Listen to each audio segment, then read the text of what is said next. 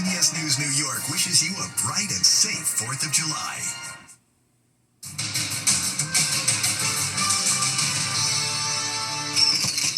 Roman candle shootout.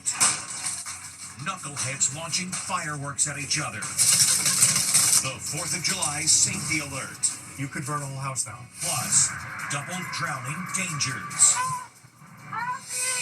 Should you leap into the water to save somebody caught in a rip current? The hard decisions you may have to make. And the busiest 4th of July travel holiday ever. But what do you do if your plane is delayed? There is the potential for July 4th travel nightmares at airports across the nation. And missing woman mystery. She disappeared after a day at the casino. Cops found her car incinerated. How she survived 3 days in the woods without food or water. Then, beautiful models snapping bikini selfies as their super yacht sinks. Then, the fitness fanatic jumping rope when this happens. The teacher stricken in her living room. What they did to save themselves. You couldn't use your hands to grab your phone. What did you do? Now, Inside Edition. Hello, thanks for joining us. I'm Mary Calvi. It's July 4th, and among the most popular fireworks being set off are Roman candles, which shoot exploding shells into the sky. You're supposed to put them on the ground to launch, but many people have been misusing them, leading to disaster. It's a shootout. Every year, wild scenes like this play out across the country. People playing shoot 'em up with Roman candles. The firecracker is designed to be launched straight into the air, but social media is filled with videos of knuckleheads firing at each other. A big no-no that can lead to disastrous consequences. To show how dangerous Roman candles can be, we set up a demonstration with the Madison, Connecticut Fire Department. Watch as a Roman candle is fired at this roof. Then a sparkler ignites the leaves and other debris. Minutes later, the roof is engulfed in flames. So this is an example of what happens when you use a Roman candle inappropriately. You could burn a whole house down. And that's exactly what happened to Candy Wakefield of Wichita, Kansas. The kids were fighting with the Roman candles, just shooting them at each other, and one shot up to my roof, and that's how it set my house on fire. She escaped, but the home where she has lived for 20 years was destroyed. So what's the safest way to light a Roman candle? The correct way and the safe way to light off a Roman candle would be to have a bucket of sand, place it in a bucket of sand, light the fuse, and get away as quickly as possible.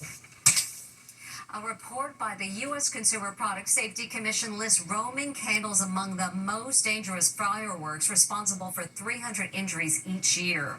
Now that we're in beach season, it's important to remember that more than 100 people die in the U.S. each year due to rip currents. When you see someone struggling in the water, your instinct is to just jump in to help, but that has led to a phenomenon called double drowning. Would you know what to do if you saw someone drowning? Experts say you should not jump in yourself.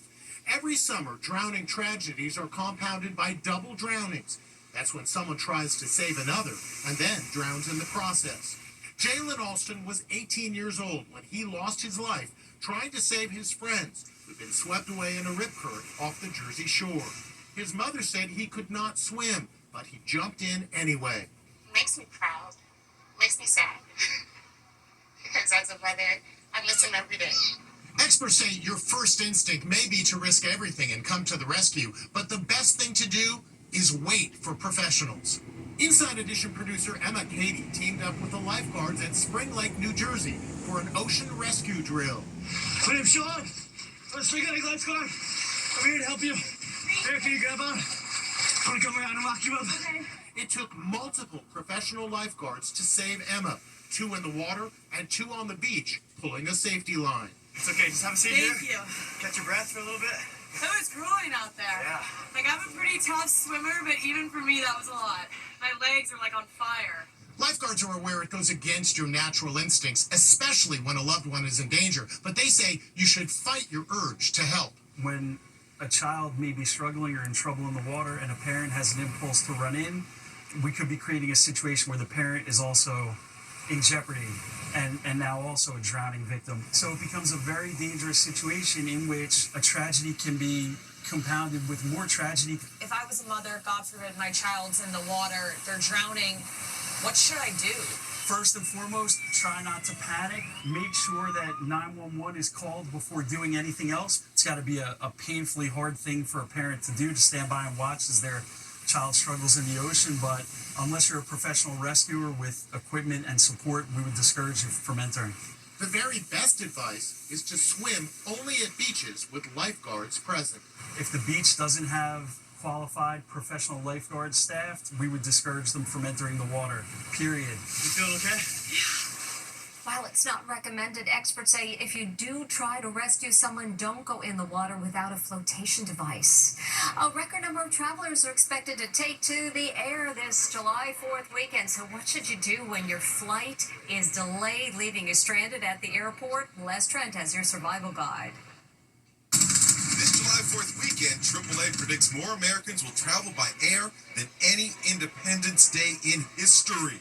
So, there is the potential for July 4th travel nightmares at airports across the nation. United Airlines' Cyrus Sarkari has some smart ideas to help you deal with delays. First, he says download your airline's app. It tells you what's the status of your flight, where your airplane is coming from, if it's delayed by how much. Lifestyle and travel expert Carrie Riley says check out FlightAware's Misery Map. You can actually see where are the flight delays in different airports throughout the country. So this shows 293 delays across the country. Number one flight delay is DFW, Dallas-Fort Worth. Riley also says know your rights as a passenger. How long must a delay be before you are entitled to anything like a food voucher or a hotel? Typically, it's going to be 3 hours for a domestic and 6 hours for international. If there are cancellations, you deserve to have your money back and you deserve to have it fast. Got to pack your patience. It is what it is, people. Right, there's the advice. Pack your patience. Travel experts say if you have the luxury of taking an extra day off, try to return home on Monday, July 7th to avoid huge crowds. Lots of people are also... Earlier, we told you a record number of Americans are flying this July 4th weekend, and AAA is also predicting more than 61 million Americans will be on the road. Another record. You may be ready, but is your car? Here's Amber Cogliano. Is your car ready to hit the road for the big July 4th holiday? I've seen more than my share of ruined vacations and people breaking down because they weren't prepared to take that road trip. Audra Forden is the founder of Women Auto Know. She says, first thing is, check your battery.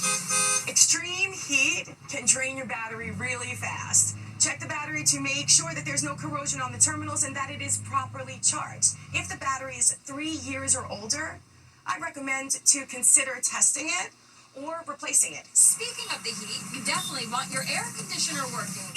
Keep your car cool as a cucumber in this heat. Take a look at the coolant.